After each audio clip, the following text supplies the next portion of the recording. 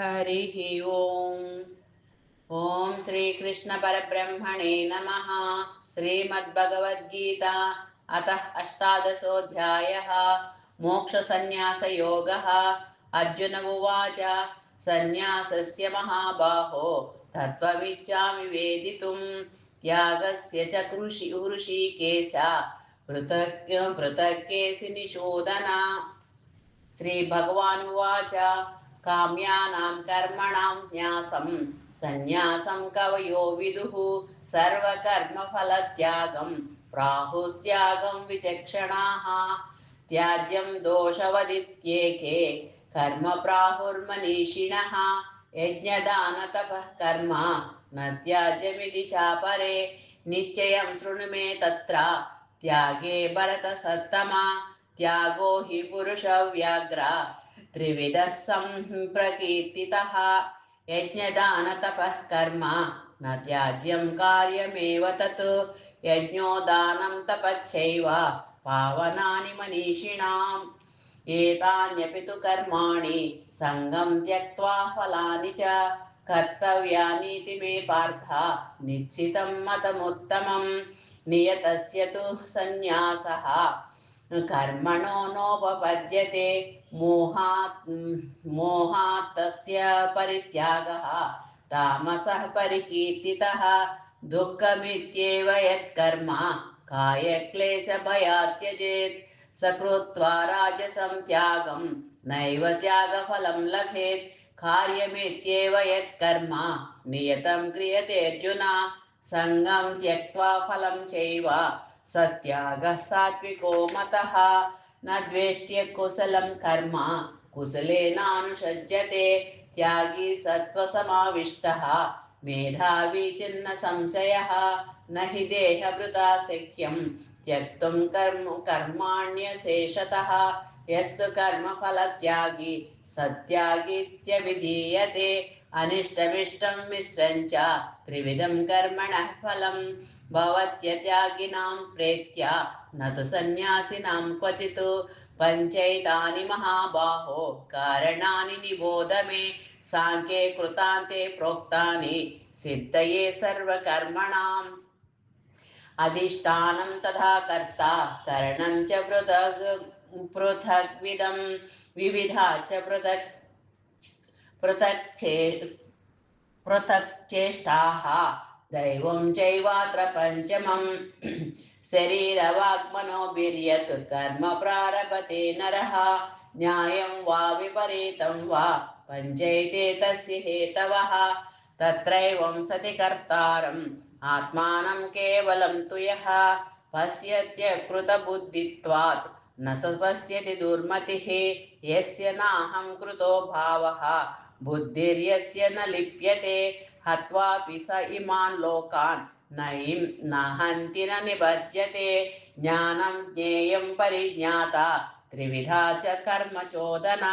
करणं कर्म कर्तेति त्रिविधः कर्म संग्रहः ज्ञानं कर्म च कर्ता च त्रिदैव गुणभेदतः प्रोच्यते गुणसङ्ख्यानि यथा वज्रणुतान्यपि सर्वभूतेषु येनैकं भावमव्ययमीक्षते अविभक्तं विभक्तेषु तज्ज्ञानं विद्धि सात्विकं पृथक्त्वेन तु यज्ञानं नानाभावान् पृथग्विदान् वेत्ति सर्वेषु भूतेषु तज्ज्ञानं विद्धि राजसं यत्तु कृत्स्नवते कस्मिन् कार्ये सक्तमहैतुकम् अतत्त्वार्थमदल्पं च तत्तामसमुदाहृतं नियतं सङ्गरहितम् अरागद्वेषतः कृतम् अफलप्रेप्सुना कर्म यत्तत् सात्विकमुच्यते यत्तु कामेप्सुना कर्म साहङ्कारेण वा पुनः क्रियते बहुलायासं तद्राजसमुदाहृतम् अनुबन्धं क्षयं हिंसाम् अनवेक्ष च पौरुषं मोहादारभ्यते कर्म यत्तत्तामसमुच्यते मुक्तसङ्गो नहं वादी द्युत्युत्साहसमन्वितः सिद्ध्यसिद्ध्योर्निर्विकारः कर्ता सात्विक उच्यते रागी कर्मफलप्रेप्सुः लुब्धो हिंसात्मको शुचिः हर्षशोकान्वितः कर्ता राजसः परिकीर्तितः अयुक्तः प्राकृतः स्तब्धः शठो नैष्कृति कोलसः विषादी दीर्घसूत्री च कर्ता तामस उच्यते बुद्धिर्भेदं धृते चैव गुणतस्त्रिविधं शृणु प्रोच्यमानमशेषेण पृथक्त्वेन धनञ्जय प्रवृत्तिं च निवृत्तिं च कार्याकार्ये भयाभये बन्धं मोक्षं च या वेत्ति बुद्धिः सा पार्थ सात्विकी यया धर्ममधर्मं च कार्यं च कार्यमेव च अयथावत् प्रजानाति बुद्धिः सा पार्थ राजसी अधर्मं धर्ममिति या मन्यते तमसावृता सर्वार्थान् विपरीतान् च बुद्धिः सा पार्थ तामसी धृत्या यया धारयते मनः प्राणेन्द्रियक्रियाः योगेन व्यभिचारिण्या धृतिः सा पार्थ सात्विकी यया तु धर्मकामार्थान् धृत्या धारयते अर्जुन प्रसंगेन फलाकांक्षी धृतिः सा पार्थ राजसी यया स्वप्नं भयं शोकं विषादं मदमेव च न विमुञ्चति दुर्मेधाः धृतिः सा पार्थ तामसी सुखं त्विदानीं त्रिविधं शृणु मे भरतर्षभ अभ्यासाद्रमते यत्र दुःखान्तं च निगच्छति यत्तदग्रे विषमिव परिणामे मृतोपमं तत्सुखं सात्विकं प्रोक्तम् आत्मबुद्धिप्रसादजं विषयेन्द्रियसंयोगात् यत्तदग्रे मृतोपमं परिणामे विषमिव तत्सुखं राजसंस्मृतं यदग्रे चानुबन्धे च सुखं मोहनमात्मनः निद्रालस्य प्रमादोत्थं तत्तामसमुदाहृतं न तदस्ति पृथिव्यां वा दिवि देवेषु वा पुनः सत्वं प्रकृतिजैर्मुक्तं जैर्मुक्तं यदेभिस्स्यात् त्रिपुर्गुणैः यदेभिस्स्यात् त्रिभिर्गुणैः ब्रह्मणक्षत्रियविषां शूद्राणां च परन्तप कर्माणि प्रविभक्तानि स्वभावप्रभवैर्गुणैः शमोदमस्तपशौचं क्षान्तिर्जाहरार्जवमेव च ज्ञानं विज्ञानमास्तिक्यं ब्रह्मकर्मस्वभावजं शौर्यं तेजो धृतिरर्धाक्ष्यं युद्धे चाप्यपलायनं दानमीश्वरभावच्च क्षात्रं कर्मस्वभावजं कृषिगोरक्षवाणिज्यं वैश्यकर्मस्वभावजं परिचर्यात्मकं कर्म शूद्रस्यापि स्वभावजं स्वे स्वे कर्मण्यभिरतः संसिद्धिं लभते नरः स्वकर्मनिरतः सिद्धिं यथा विन्दति तच्छृणु यतः प्रवृत्तिर्भूतानां येन सर्वमिदं ततं स्वकर्मणा तमभ्यर्च्य सिद्धिं विन्दति मानवः श्रेयान् स्वधर्मो विगुणः परधर्मात् स्वनुष्ठितात् स्वभावनियतं कर्म कुर्वन्नाप्नोति किल्बिषं सहजं कर्म कौन्तेय सदोषमपि न त्यजेत् सर्वारम्भा हि दोषेण धूमेनाग्निरिवावृताः असक्तबुद्धिः सर्वत्र जितात्मा विगतस्पृहः नैष्कर्म्यसिद्धिं परमां सन्न्यासेनाधिगच्छति सिद्धिं प्राप्तो यथा ब्रह्म तथाप्नोति निबोध मे समासेनैव कौन्तेय निष्ठा ज्ञानस्य या परा बुद्ध्या विशुद्धया युक्तः धृत्यात्मानं नियम्य च शब्दादीन् विषयान् त्यक्त्वा रागद्वेषौ व्युदस्य च विविक्तस्तेवि लग्वासी यतवाक्कायमानसः ध्यानयोगपरो नित्यं वैराग्यं समुपाश्रितः अहङ्कारं बलं दर्पं कामं क्रोधं परिग्रहं विमोच्य निर्ममस्यान्तः ब्रह्मभूयाय कल्पते ब्रह्मभूतः प्रसन्नात्मा न शोचति न काङ्क्षति समः सर्वेषु भूतेषु मद्भक्तिं लभते परां भक्त्या मामभिजानाति यावान्यच्छास्मि तत्त्वतः ततो मां तत्त्वतो ज्ञात्वा विशते विशते तदनन्तरं सर्वकर्माण्यपि तदा कुर्वाणो मद्व्यपा कुर्वाणो मद्व्यापाश्रयः मत्प्रसादादवाप्नोति शाश्वतं पदमव्ययम्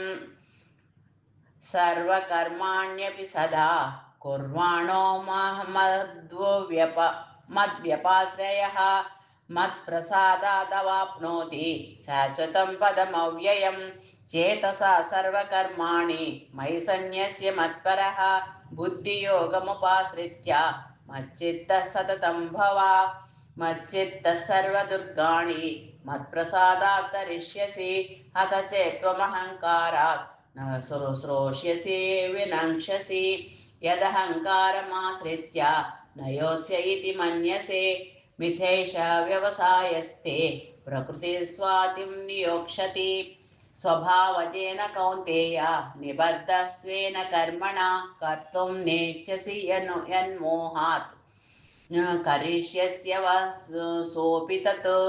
ईश्वर सर्वभूतानां हृद्देशेऽर्जुन तिष्ठति भ्रामयन् सर्वभूतानि यन्त्रारूढानि मायया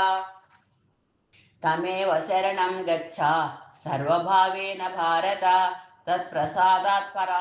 परां शान्तिं स्थानं प्राप्स्यसि शाश्वतम् इति ते ज्ञानमाख्यातं गुह्यद्गुह्यतरं मया विमृच्यैतदशेषेण यथेच्छसि तथा कुरु सर्वगुह्यतमं भूयः शृणु मे परमं वचः इष्टोऽसि मे दृढमिति ततो वक्ष्यामि ते हितं मन्मना भव मद्भक्तः मद्याजी मां नमस्कुरु मामे वैश्यसि सत्यं ते प्रतिजाने प्रियोऽसि मे सर्वधर्मान् परित्यज्य मामेकं शरणं व्रज अहं त्वा सर्वपापेभ्यः मोक्षयिष्यामि मा शुचः इदन्ते न तपस्काय न भक्ताय कदाचन न चाशुश्रूषवे वाच्यं न च मां योऽभ्यसूयति य इमं परमं गुह्यं मद्भक्तेष्वद्विदास्यति भक्तिं मयि परां कृत्वा मामे वैष्यत्य संशयः न च तस्मान् मनुष्येषु कच्छिन्मे प्रियकृत्तमः भविता न च मे तस्मात् अन्यः प्रियतरो भुवि अध्येष्यते च ह्य इमं धर्म्यं संवादमावयोः ज्ञानयज्ञेन तेनाहम् इष्टः स्यामिति मे मतिः श्रद्धावाननसूयच्च शृणुयादपि यो नरः सोऽपि मुक्तः शुभान् लोकान् प्राप्नुयात् पुण्यकर्मणां कच्चिदेतच्छ्रुतं पार्थ त्वयैकाग्रेण चेतसा कच्चिदज्ञानसम्मोहः प्रणष्टस्ते धनञ्जय अर्जुन उवाच नष्टो मोहश्रुतिर्लब्धा त्वत्प्रसादान्मयाच्युत स्मितोऽस्मि गतसन्देहः करिष्ये वचनं तव संजय उवाच इत्यहं वासुदेवस्य पार्थस्य च महात्मनः संवादमिममश्रौषम् अद्भुतं रोमहर्षणं व्यासप्रसादात् श्रुतवान् एतद्गुह्यमहं परं योगं योगेश्वरात् कृष्णात् साक्षात् कथयतः स्वयं राजन् संस्कृत्य संवादमिमम् अद्भुतं केशवार्जुनयोः पुण्यं हृष्यामि च मुहुर्मुहुः तच्च संस्कृत्य रूपमत्यद्भुतं हरेः विस्मयो मे महान् राजन् हृष्यामि च पुनः पुनः यत्र योगेश्वरः कृष्णः यत्र पार्थो धनुर्धरः तत्र श्रीर्विजयो भूतिः ध्रुवा नीतिर्मतिर्मम ओम तत्सत् इति श्रीमद्भगवद्गीतासु उपनिषत्सु ब्रह्मविद्यायां योगशास्त्रे श्रीकृष्णार्जुनसंवादे मोक्षसंन्यासयोगो नाम अष्टादशोऽध्यायः। हरिः ओम्। ॐ तत्सत्। अर्जुनविषादयोगः।